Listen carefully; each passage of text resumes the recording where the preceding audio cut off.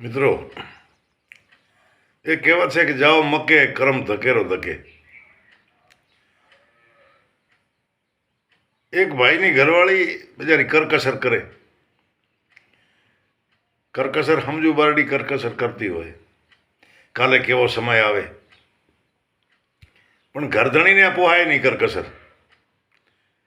એટલે એક દી ઝઘડો કરી નીકળી ગયો કે તું જેવો તેવો બનાવે ખાવાનો નાન તેન. જૂના વખતના 5 રૂપિયા લઈ અને એક શહેરમાં ગયો. એને એમ કે સારો ખાઈશ.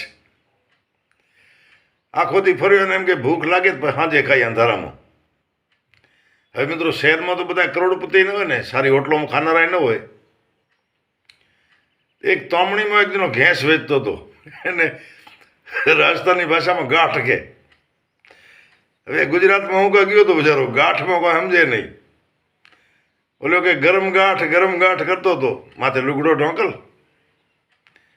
એ કે મને દે તો કેટલે રી જોઈએ તો 5 રૂપિયાની દે રી.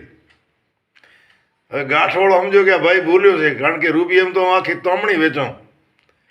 તો લુગડો પાથર્યો, માથે અંધારો હતો ભાઈ. એ ઘસરી બધી તોમણી ખાલી કરીને બોલ્યો 5 રૂપિયા લઈને ભાગી ગયો. આણે ચાખી, એ તો ઘરે ઘણી હતી.